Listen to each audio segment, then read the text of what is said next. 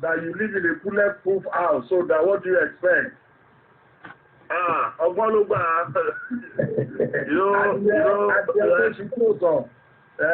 We have to apply wisdom. Let's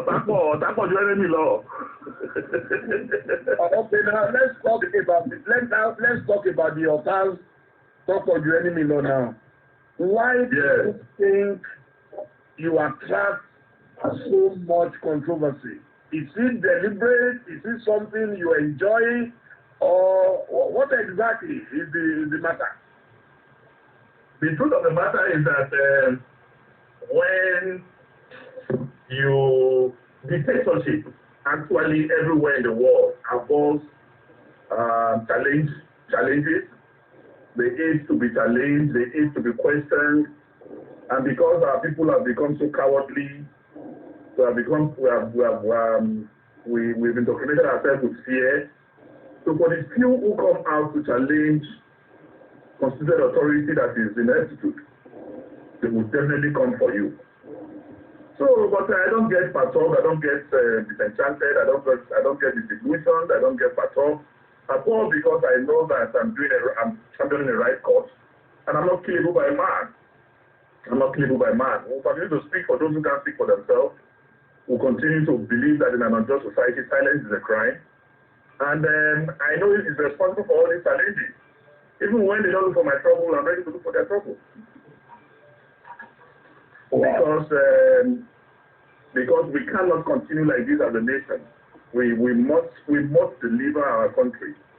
I want a new Nigeria where my grandchildren that I may never know will have a life structure for them. I want by tomorrow when my children ask me, Daddy, you were a senator, you were this, you were that, when Nigeria was getting bad, what did you do? I want to be able to say I did A, B, C, D, and no retreat, no surrender. In 2014, 2015, at a lot of the rallies for Muhammadu Buhari, you always had the microphone, and you were master of ceremony, introducing a great man, the man who is going to change Nigeria. So, what changed you? Once I was blind, now I can see. You were blind? The whole arrangement. Once I was blind, now I can see, yes. The whole arrangement was a wash.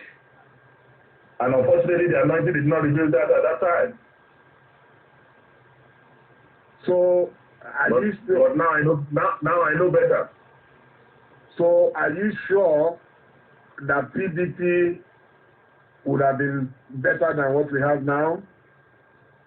I do not believe in, to start with, there's no party that is ideologically based in this country. No party with manifesto. So So it is not about the political party, because we are yet to develop or involve our political parties to that level. In fact, the Second Republic had a semblance of manifesto and ideology than what we have now. Because in the Second Republic, if you vote NPN, you are sure of free education in your state. If you vote NPN, you are sure of having a Shagari local housing estate in your state. But today, APC is in Kaduna, APC is in Kano, their programs are not the same. We have PDP in Rivers, we have PDP in Bayelsa, their programs and action plan is different. So I will not want to be judged on the basis of political party. Any political party where I did, and 2 hours, I will talk them. So for now, I mean, political parties are just vehicles for winning elections. Wow. So which was your first national election you contested? In 2006 to the House of Representatives. And I won. Okay. And you lost as well. I won and I lost, yes. Yeah, so what happened? I won in 2007, and somehow the PDP administration felt I shouldn't have exposed some corruption then in the PDP. If you will recall, I cried out when the Kubwa Airport Road contract was awarded at $207 billion. And as a result of my motion on the floor of the Senate, the MD of Julius Beta came then and said it was a typographical error that 100 billion was mistakenly added. And I was called then by the PDP system and asked to drop the motion that because they are going to get their campaign money from such illegal additions. And I said I cannot be part of that. Then again, I raised the motion for the construction of the second runway of the Nnamdi Azikiwe Airport that was awarded at 64.5 billion. And my ground was that a year before that same contract was awarded at 8 billion. How will 8 billion become 64.5 billion under 12 months? And as at that time, the Gombe International Airport was built, the Akwa Ibom International Airport was built, the Asaba Airport was built from scratch, all under 30 billion. In fact, that year, the Terminal 5 was commissioned at the Heathrow Airport in London with 6 lanes, 4 kilometer lanes of the runway. And we are building a 2-lane, 3.8 kilometer for 64 billion. When a 6-lane of 4 kilometer was built at the Heathrow Terminal 5 for 30 billion. An entire airport with terminal, with everything, built for 30 billion. How are you then building just a runway of 3.8 kilometers for 64.5 billion? I was invited by the president then, Goodluck Jonathan, and I insisted that it was not okay. The Goodluck Jonathan, or rather Yaradua at that time, put up a committee headed by Sheikh Lemu. Professor Fedi Odekule was a member, and they did a downward review to 45.9 billion. I came back to the floor and still insisted that was too much.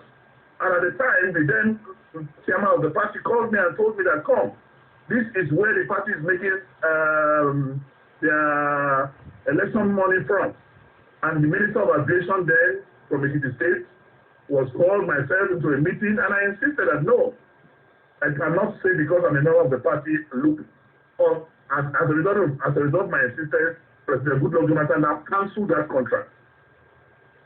So these were part of the reason why PDP was against me at that time. And when I won my primaries, they changed it.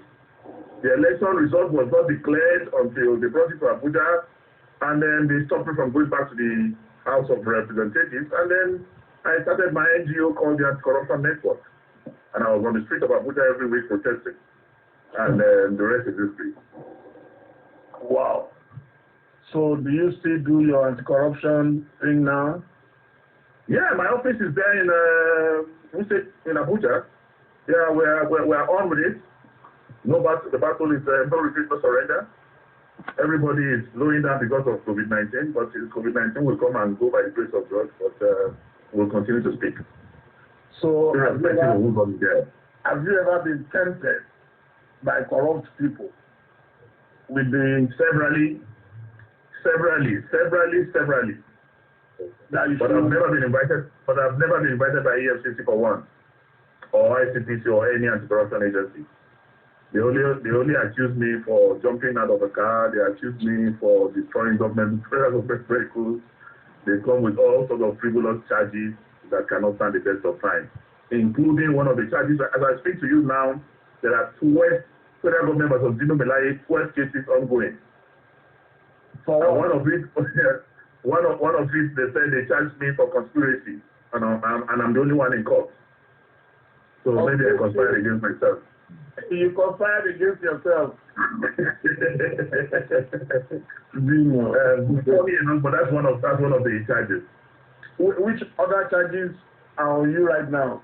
So I can know. The Attorney General of the Federation also filed one against me, federal government of DINO, that they are charging me for misinformation. Misinformation? Yeah, over my assassination attempt, that the police have paraded the suspect. Police recovered ammunition. Even the car that was used was recovered by the police, and the people were arraigned in court. But yet, I'm being charged for misinformation. Yeah, okay, the next one. They also charged me for illegal possession of firearm. And to date, they are yet to produce the firearm in court. Are you sure they didn't dump one in your backyard? And they are here to bring it. Wow. They are here to bring it out. But Yeah, the truth of the matter is that I'm not perturbed with all these 12 cases because the victory of evil over good is temporal and evaporative. Between 2017 and 2018, I was arrested 18 times. And between 2018 and 2019, I spent 172 days out of 365 in prison and police detention. But you know what? All those actions are just vitamins to my soul. The battle to make this country great, the battle to build a new Nigeria is the battle of no retreat, no surrender. Are you not afraid for your life? I am not killable by man. Except God permits anything, there's nothing any man can do. And who is man that will be afraid of him? The utter depravity of human nature is not enough to scare one with God. And one with God is the majority. I know my God, and I know He's with me, and I will continue to do what is right in the presence of man and the presence of God. So I'm not afraid. I respect souls, but I fear no soul. I'm not killable by man. Now, what do you like in people? And I'll be very direct and specific. What do you like about Dr. Bukola Saraki? Because, in fact, your support for him was unflinching and total.